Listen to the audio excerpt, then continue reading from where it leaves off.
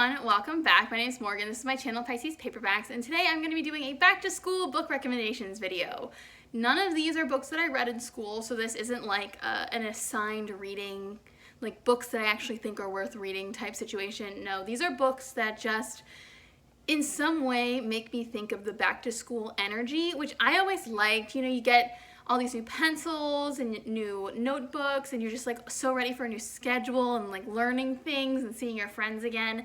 So there's just something about the start of a new school year, even if it also means the end of summer. My little sister is moving into her freshman dorm this year, so I'm a little emo about that, and I just want to make this video for all of you. There's a few different directions that I wanted to take this like back to school theme in. So broadly, the general categories are set at a school, the school is important to the plot, discovery of a new world, kind of, that always feels very back to school to me, I don't know why, and then learning is fun, books where you learn stuff and it's fun.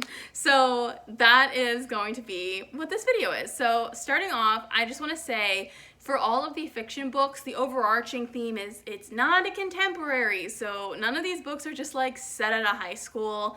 I don't really read contemporary YA, so that was like immediately out. All of these books are purely vibes. They're not actually set at like a contemporary real world high school, so sorry about it. The first book that I'm going to talk about, which is the first book in the set at a school, the school is important category, is A Deadly Education by Naomi Novik.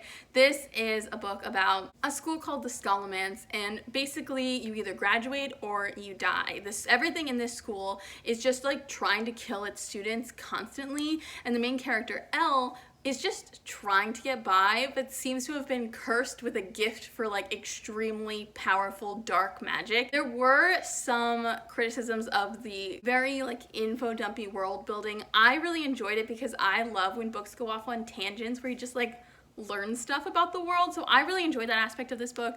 But this book is truly just like, what if the bad guy was the main character and they actually were just trying to be good, but the world keeps wanting them to be the bad guy, and it's so delightful and fun, and I can't wait for the sequel to come out later this year. The second book I want to talk about is Catherine House by Elisabeth Thomas. This is another book set at a school where the school is important, and this is about a girl named, I think her name's Inez, and she's accepted to Catherine House, which is this mysterious 3-year like post-high school where you go and you're cut off from the world, no contact, no pop culture, no talking to your family, and for 3 years your entire world is Catherine House, and things are not what they seem. There seem to be like weird experiments going on in Catherine House. Inez is a very interesting main character in that she's very emotionally distant for a lot of it and very drunk for a lot of it. So while I thought I didn't love this book, I do think that if you read the description and it sounds interesting to you and you're into like the dark academia energy,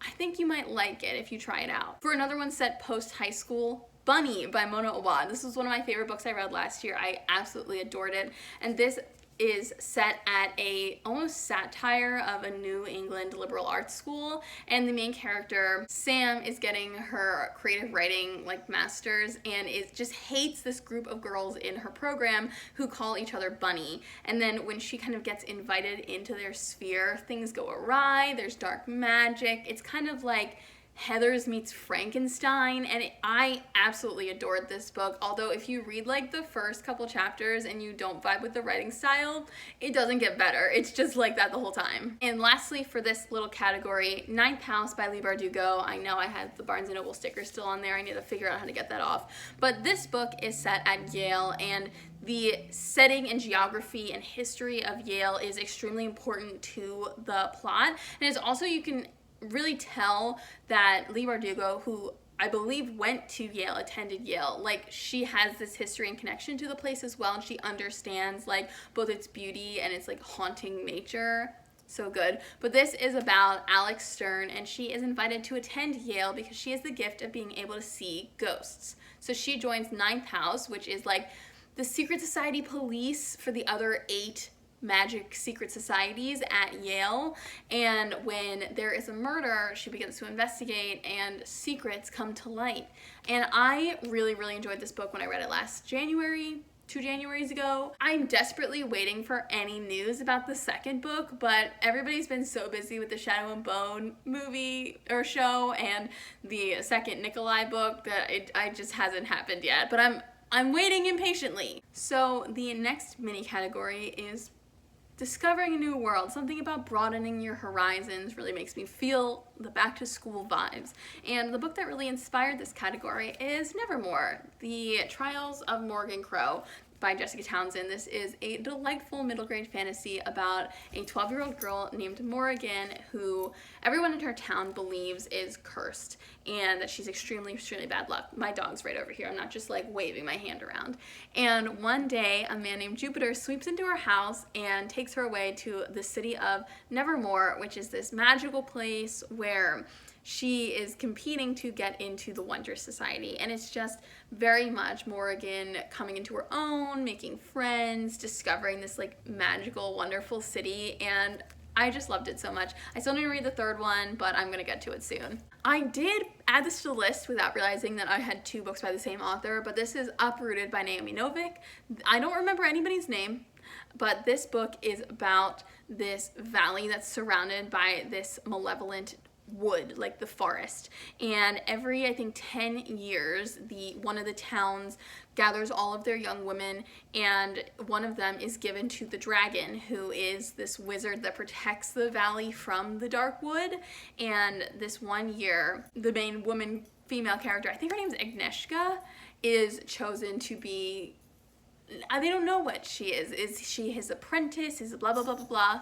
But she goes to live with him and she discovers that she has a gift for magic. And slight location change because my mom got home and I don't like people listening to me talk while I film. But this book, I just really loved watching, I think her name's Agnieszka, discovering her magical abilities and like learning the rules, be they, you know, whatever they are.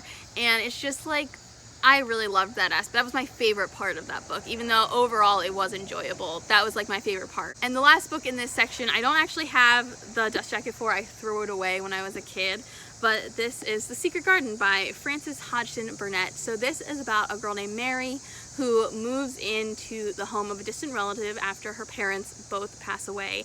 And she is just angry and bitter and doesn't really know like how to be a nice person until she starts making friends and discovers this secret garden on the premises. There's a lot of secrets surrounding the garden. It's been closed up for many, many years because it used to belong to the late wife of like the relative whose property she now lives on.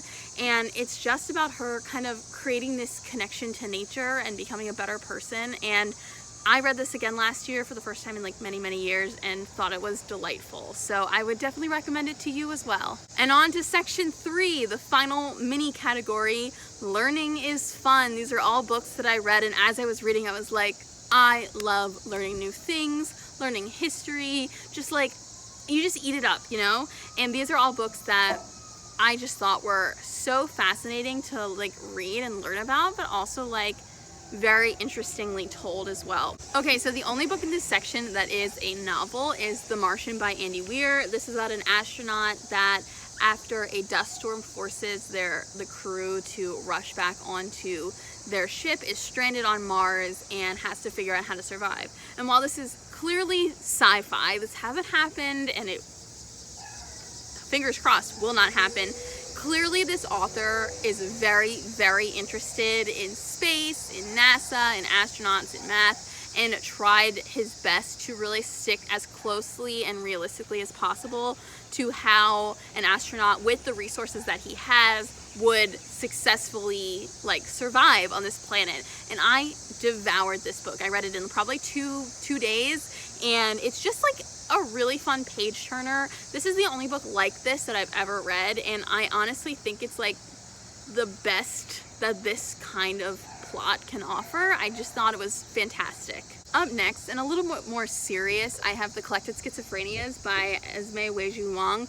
These are nonfiction essays about the author's experience with schizoaffective disorder. So each essay is focused on a different topic in her life. So one of them is about the idea of children and motherhood, one of them is about diagnosis, one of them is about, you know, various other things that have affected her in her life. And I just thought this was so well done, so incredibly fascinating, and it wasn't in like the biography and memoir section of Barnes & Noble when I bought it. It was in like the nonfiction textbook section for psychology and psychiatry and like other things like that. So I just thought this was fascinating. It really bridges like that gap between academic text and like really gripping personal essay, and I just thought it was incredibly well done. And I think it really is informative about something that is very much stigmatized in like the everything. So I really, really highly recommend this if you're interested at all in this topic. Next, I have Manhunt by James L. Swanson. This is a book that I can't like 100% vouch for because I think I read this when I was like 12, but this is a nonfiction book that covers the 12 days between when President Lincoln was assassinated and when his killer was apprehended by police.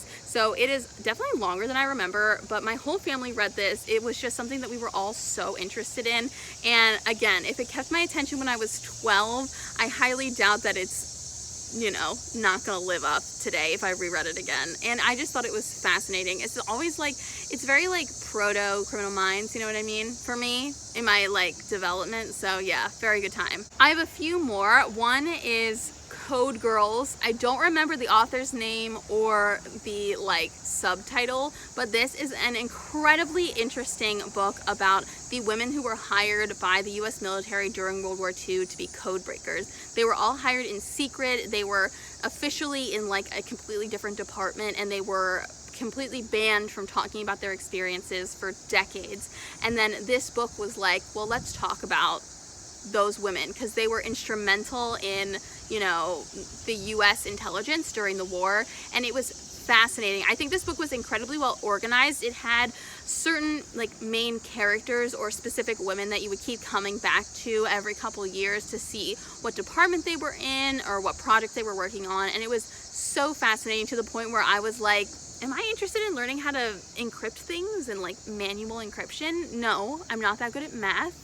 But it made the math interesting, if you know what I mean. It was just like so good. I read it 2 Decembers ago and I gave it 5 stars. Absolutely would recommend, and I loved the audiobook as well. Next, I have Dead Mountain. Again, don't remember the author's name or the like subtitle, but all of that information will be in the description box. I always have a list of every book I mention in every video, but this is an incredibly interesting nonfiction book. The entire audiobook is available on YouTube about the Dyatlov Pass incident, which I believe happened in the 50s or 60s, and it was this group of extremely experienced Russian hikers who disappeared in the middle of an expedition. And they were discovered several weeks later in a bizarre like situation. Like, they were all out of the tent, some of them weren't wearing shoes or clothes, some of them were like missing like limbs, and it was truly fascinating to read both about. This book kind of takes place in dual timelines, so some of the chapters are tracking the Dyatlov Pass as it was happening and who became involved like as the investigation progressed,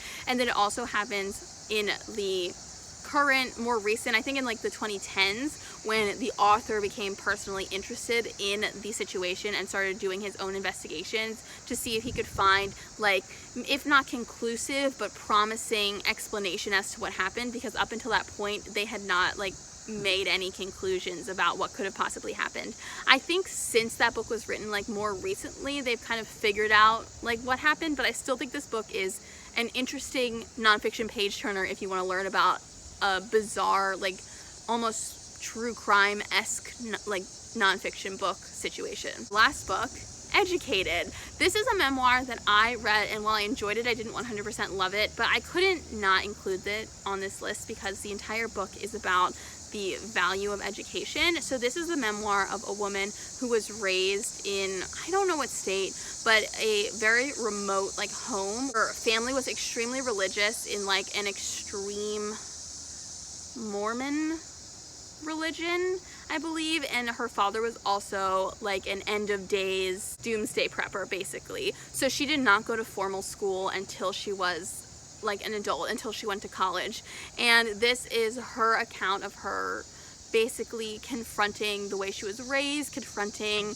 her education as she got it in all of the different ways she got it. And I just think it's a fascinating look at both her upbringing and her life, and then also in like a bigger picture sense, the importance and value of education and what it can bring to so many different people. Of course my air conditioner just turned on, but luckily this is the end of the video, so let me know if you have any recommendations for me and which of my little mini categories it would fit into. I hope you enjoyed this video, and I will see you guys next time. Bye!